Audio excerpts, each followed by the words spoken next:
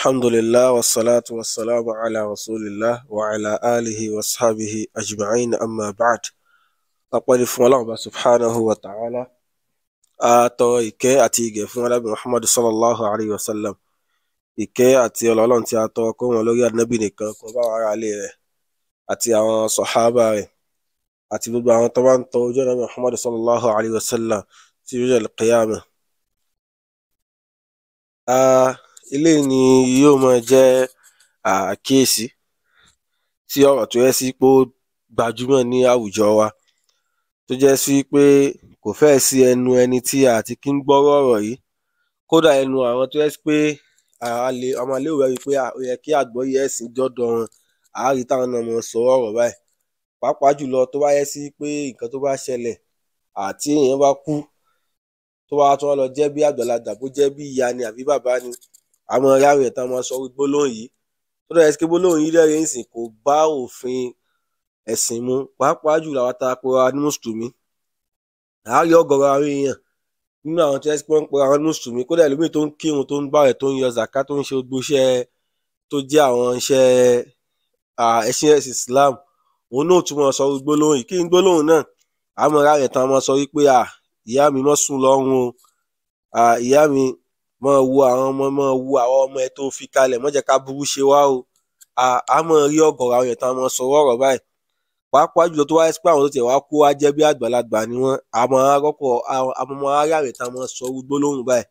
Irú gbólóhùn yìí lẹ́rìí sí gbólóhùn tó yẹ sí kò bá òfin ẹ̀sìn Islam mu ni.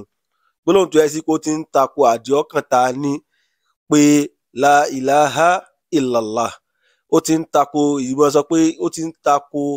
ìkan tó wà nínú ẹ̀mí wa tá a láfi sínú ẹ̀mí tó ń jẹ́ la ilaha illallah. Kí sọ la ilaha illallah náà ni la ma'buda bihaq, pé ẹnìkan kan ò ní mọ tọ́ sí ìjọsìn lódodo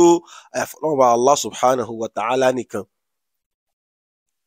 Ká sì mọ ṣe àdúrà rẹ̀ nínú àwọn orígun ìjọsìn ni, nínú àwọn orígun tawhidu tó ní agbára ni,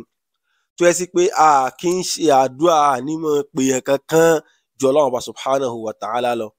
Tá a bá sì wà nínú ìṣòro, ànímọ̀ képe nìkankan pé kó gbé wa kú nínú ìṣòro yẹn jù Allah subhanahu wa ta'ala nìkan ṣoṣo lọ. So eléyìí ló fi yẹ sí pé ó yẹ ká kíyèsí abala yìí púpọ̀. Àwọn táwọn sọ gbólóhùn yìí, ẹ jẹ́ á lọ mọ bí gbólóhùn yìí ṣe burú tó lẹ́nu pé ká máa sọ, tó yẹ sí pé Allah subhanahu wa ta'ala ó ń bá wa sọ̀rọ̀ nínú al-Qur'an al-Karim. Allah subhanahu wa ta'ala ń sọ nínú suratul Isra, àti Allah subhanahu wa ta'ala sọ fún Ànábì wa Ànábì sọ fún wọn, qul id'u alladhina za'amtum min duni. Ó ní wa Ànábì sọ fún wọn pé ó yá ẹ pé àwọn ẹni tó yẹ sí pé ẹ lérò pé wọ́n tún lágbára lẹ́yìn Allah subhanahu wa ta'ala. Ọlọ́run pé wa Ànábì sọ fún wọn bẹ́ẹ̀, sọ fún àwọn kèfèrí bẹ́ẹ̀, tó ń túmọ̀ sí pé àwọn kèfèrí gan nínú ogun tí Ànábì bá wọn jà náà ni pé káwọn mọ̀ pé ẹlòmíì lẹ́yìn Allah subhanahu wa ta'ala. Báwo la fẹ́ sọ tẹ́ni tó pa ẹ̀ mùsùlùmí sí? Kó yẹ sí pé ẹni tó ń pa ẹ̀ lóṣù tó wọ̀ pé Allah subhanahu wa ta'ala nìkan ló ní kápá lórí gbogbo nǹkan, kóun náà máa lérò pé nìkan tún lè káṣòro kúrò fóun lẹ́yìn Allah subhanahu wa ta'ala. Allah subhanahu wa ta'ala sọ fún wọn pé wọ́n Ànábì sọ fún wọn pé kán pe àwọn tán lérò lẹ́yìn Allah ọba yẹn, fala yamlikuna kashfa durri ankum. Àwọn ẹni tó fẹ́ pè ẹ̀rù fala yamlikuna kashfa durri ankum, wọ́n lágbára àti ṣe kí nìyẹn, wọ́n lágbára àti gbé ìnira kúrò fún yín. Allahu akbar. Ọlọ́run tó wá ń tẹ̀lé ọlọ́run tó wá ní wala tahwila, kódà wọn ò tún lè gbé nǹkan yẹn kúrò lọ́dọ̀ ẹnìkan gbé sára ẹlòmíì bí tí wọ́n yẹpẹrẹ dé. Allahu akbar. Ọlọ́run fi yé wa níbi àyà yìí pé Ọlọ́run wa subhanahu wa ta'ala nìkan la máa ń ké pé ẹnìkan ò lè káṣòro kúrò fún wa, ẹnìkan ò sì lè má jẹ́ kí ṣòro ṣẹlẹ̀ sí wa jọ Ọlọ́run wa subhanahu wa ta'ala lọ. Torí tá bá ti wá ń sọ pé ìyá mi mọ́ sùn, ìyá mi mọ́ wu àwọn ọmọ ẹ̀ta wà lẹ́yìn ìyá tó yẹ sí pé ibi tó ń gan lọ yẹn, ibi tó yẹ sí pé ó lágbára ni. Allahu akbar. Ibi tó ń lọ yẹn, ibi tó yẹ ká mọ́ ṣàdúrà fún ni kí ìwọ Ọlọ́run mọ̀jẹ́ ó bá nú ẹ̀ pàdé nu sàárè tó ń lọ. Àtún wá ń fa wàhálà sí lọ́rùn, òun la tún wá ń pè pé ìwọ ìyá mi mọ̀ wò wá lẹ́yìn. Allahu akbar. Ẹ jẹ́ aṣọ nǹkan tá a mọ̀ sọ jáde lẹ́nu. Ara rẹ̀ ló náà wọ́n pé ẹ̀sìn báwọn Yorùbá máa ń sọ, Yorùbá ń sọ òtúmọ̀ sí pé ṣé ó bá òfin ẹ̀sìn tó ló ń sìn mu tó ń ṣe ẹ̀sìn Islam, ṣó bá mu nǹkan tó yẹ kó lọ mọ̀ nìyẹn. Tí ò bá ti bá mu jùlẹ̀, torí ẹ̀ Allah subhanahu wa ta'ala ó kọ́ wa lẹ́kọ̀ọ́ níbi àyà yìí púpọ̀ pàtàkì wọn fún wa Ànábì sọ fún wọn pé kán pé àwọn tán lérò pé lágbára lẹ́yìn Ọlọ́run bá yẹn sì kán pé wọn Ọlọ́run wa tún wọn pé àwọn ẹni tó wá pọ̀ gan náà fala yamlikuna kashfa durri ankum wọn lágbára àti gbé ìnira kúrò fún wọn wala tahwila kódà wọn ò tún lè ṣe kí nìyẹn wọn lè gbé kúrò síbì kan lọ sára ẹnìkan Allahu akbar torí ìdí eléyìí ẹ jẹ́ àkíyèsí abala yìí púpọ̀ ẹ jẹ́ àmọ̀ nǹkan tá a mọ̀ fẹnu wa sọ pàápàá jù lọ tó wáyé sí pé ẹni tó tiẹ̀ kú ó jẹ́ ìyá ni ó jẹ́ àbá ni kódà kó jẹ́ àgbàlagbà náà ni kódà kó jọmọdé ànímọ̀ lérò bóyá ó ní kankan tó tún lágbára kan tó tún lè ṣe mọ́ ẹni tó ti kú kò lágbára kankan tó tún lè ṣe mọ́ ó ti dòkú náà nìyẹn tí ó bá kí n ṣe ọ̀gọ̀rọ̀ àwọn eléré tán ba ọpọlọ àwọn èèyàn jẹ́ ni tó nínú aburú táwọn eré fún àwọn fíìmù táwọn èèyàn ń wò káàkiri movies táwọn èèyàn ń wò káàkiri tó ń bí sáwọn èèyàn láwùjọ náà nìyẹn táwọn èèyàn fi ń lò rẹ pé ẹni tó wá ti kú ó tún ní agbára kankan mọ́ ẹni tó wá ti kú ó ti kú náà nìyẹn kò lágbára kankan mọ́ ó kú ó kọ Ọlọ́run subhanahu wa ta'ala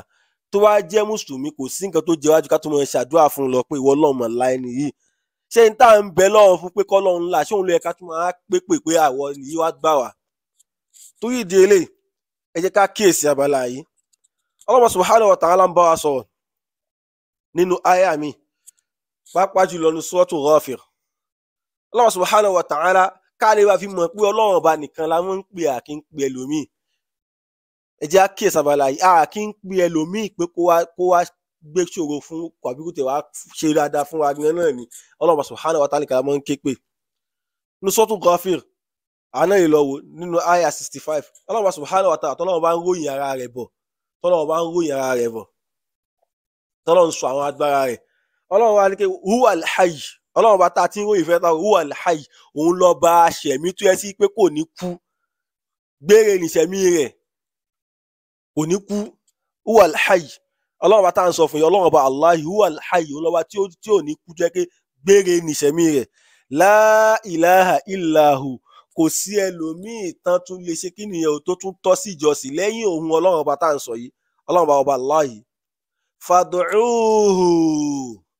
Ọlọ́run ọba yìí ni ẹ mọ̀ pé Allahu akbar fad'uhu Ọlọ́run ọba yìí ni ẹ mọ̀ pé bá a fẹ́ dáadáa ní ta là á pè fad'uhu Ọlọ́run ọba yìí lẹ pè bóyá síkà burú náà ló ṣẹlẹ̀ tafẹ́ kó kú ò ta la túmọ̀ pé fad'uhu Ọlọ́run ọba yìí náà ni ẹ mọ̀ pé Allahu akbar torí àwọn fún wa kí àdúrà taari nínú àwọn orígun tàwhídì tó lágbára ni nínú ogun tí Ànábì bá wọn kèfèrí jà náà ni ọ̀rọ̀ dùáhù wà nígbà tó ń pè wọ́n sí ni alẹ́ mọ́ pẹ̀lú mi ìmọ̀ọ́sẹ̀ ẹ mọ̀ pé ẹlòmíì lẹ́yìn Ọlọ́run ọba mọ́ nínú nǹkan táwọn kèfèrí mọ́ kàmbá Ànábì jà sí táwọn mi sọ fún wọn kí alẹ́ mọ́ pẹ̀lú mi lẹ́yìn Ọlọ́run ọba mọ́ ẹ mọ̀ pé Ọlọ́run ọba nìkan ṣoṣo Ọlọ́run wa ni pé fad'uhu Ọlọ́run bá yìí ni ẹ mọ̀ pé mukhlisina lahud-din òun ni ẹ mọ̀ ṣe kí nìyẹn òun ni ẹ mọ̀ ẹ̀sìn yín fún òun ni kẹ́ ẹ ṣe ẹ̀sìn yín ní mímọ́ fún ẹ mọ̀ ṣe fẹ́ nìkan khalisatan lah ẹ jẹ́ kó ẹ sí pé Ọlọ́run subhanahu wa ta'ala lẹ́ẹ̀mọ̀ ṣe ẹ̀sìn yín fún lára ẹ̀sìn náà ni ká mọ̀ ṣe àdúrà wa ní mọ̀ ṣàdúrà ní mọ̀ pé ẹnìkan ju tani náà o jọ Ọlọ́run subhanahu wa ta'ala nìkan ṣoṣo lọ àwọn ayé oríṣiríṣi ló wà nù Kùránì tó báàkì ọ̀rọ̀ yìí tẹ́tẹ́ bá ní àwọn ká fún wa ilẹ̀ oṣù tó ẹ́ sí pé kódà àwa gan fi mọ̀ pé kí alẹ́ àkí ń pẹ̀lú míì jẹ́ Ọlọ́run subhanahu wa ta'ala nìkan ṣoṣo lọ níníkẹ́ nìkan kó mọ ẹnìkan kan ò lè wo ẹ̀yìn àwọn ọmọ rẹ̀ tó wá ti kú ó ti kú náà nù àfi ká mọ̀ ṣàdúrà fún ó yẹ kó wà nù hadith tó yẹ kó gbajúmọ̀ tó yẹ sí pé hadith yìí ọ̀gọ̀rọ̀ àwọn àfa aládìsí ni wọ́n gbé hadith yìí jáde wọ́n Muslim gbé jáde àtàwọn àfáàní àwọn afọ́lé hadith tó kù hadith wo náà ni òun náà ni hadith tó yẹ pé hadith Abu Hurairah radiyallahu anhu tọ́lá Muhammad sallallahu alaihi wasallam sọ fún wa pé idha mata al-insanu inqata'a anhu 'amaluhu illa min thalath Ànábì ní kí tọmọ ẹ̀dẹ́ nìyẹn bá ti kú al-insan àbí ṣé ìyá ti tiẹ̀ tó kú tó ń sọ kó mọ wẹ̀yìn ẹ̀ ṣé ó kì í ṣe yẹn ni al-insanu lòun náà mi yẹn lòun náà Ànábì wọn sọ fún wa ní hadith yìí pé idha mata al-insanu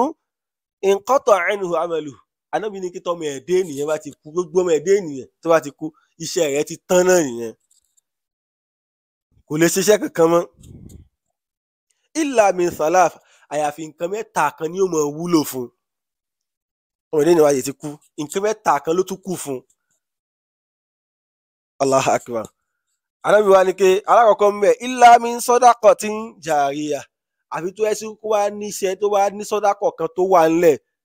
tó yẹ sí pé jariyah sọ́dákọ̀ yìí wá rẹ̀ ń sọ jẹ́ sọ́dákọ̀ tí ó mọ̀ lọ gbé tó yẹ sí ládàá rẹ̀ ó mọ̀ lọ bá ẹni tó kú yìí.